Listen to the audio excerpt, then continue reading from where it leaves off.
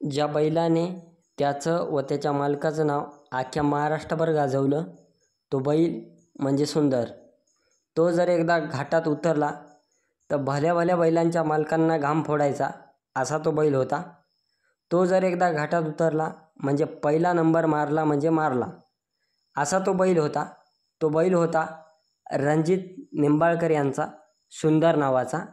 त्यांच्यापाशी आणखी एक बैल होता तो म्हणजे सर्जा नावाचा, पण त्याची गोष्ट काही नाही, त्याची गोष्ट ती अलग राहिली. हा सुंदर नावाचा बैल, याच बैलामुळे जो वाद झाला होता, गौतम काकडे यांना 37 लाख रुपयाला रणजित निंबाळकर यांनी हा बैल विकला होता. तर गौतम काकडे यांनी काय केलं होतं, रणजित निंबाळकर यांना 5 लाख रुपये ॲडव्हान्स म्हणून दिला होता. तर त्यांनी मागणी केली होती की जी उरलेली रक्कम आहे ते 27 जून रोजी मी तुम्हाला देऊन टाकतो, आणि 27 जून देण्यास मागणी केली होती.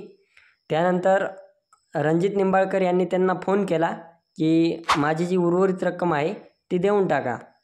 त्यानंतर गौतम काकडे यांनी रणजित निंबाळकर यांना असं म्हणाले की तुम्ही माझ्या बारामती तालुक्यातील निबूत येथे राहत्या घरी या, मी तुमची जी रक्कम आहे उर्वरित ती तुम्हाला देऊन टाकतो.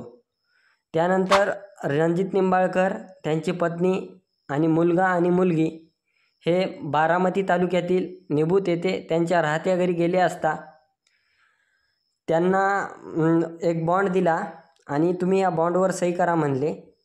जर तुम्ही सही केली नाही तर तुम्हाला बैल वापस देणार नाही आणि पैसेही देणार नाही असे म्हणाले. त्यानंतर रणजित निंबाळकर हे म्हणाले की तुम्ही जे मला ॲडव्हान्स दिलेला आहे 5 लाख रुपये ते ॲडव्हान्स परत घ्या आणि मला बैल परत द्या. त्यांनी अशी मागणी केली असता गौतम काकडे यांनी त्यांच्या बंधूला फोन लावला, म्हणजे त्यांच्या भावाला, आणि त्यांना इथं बोलून घेतलं आणि त्यानंतर सांगितलं की हा मला थोडा जास्तच बोलतोय. त्यानंतर गौतम काकडे यांच्या भावांनी रणजित निंबाळकर हे घराकडे जात असताना पहाटे 4 वाजता त्यांच्यावर गोळी झाडली. गोळी झाडल्याच्या नंतर आरोपी गौतम काकडे यांना पोलिसांनी अटक केली आहे.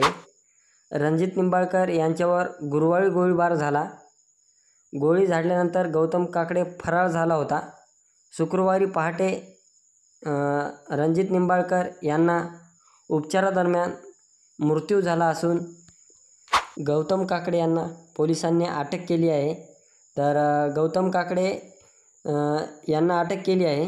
रणजित निंबाळकर यांच्या पत्नीचं हे म्हणणं आहे की जर माझ्या पतीला न्याय भेटला नाही तर मी आत्मदहन करणार. जर माझ्या पतीला सरकारने न्याय दिला नाही तर मी आत्मदहन करणार. त्यानंतर जे आता गौतम काकडे आहेत त्यांना पोलिसांनी अटक केलेली आहे. सध्या ते आता पोलिसांच्या ताब्यात आहेत. बघूया नंतर काय होतं त्याची लगेच अपडेट मी तुम्हाला देत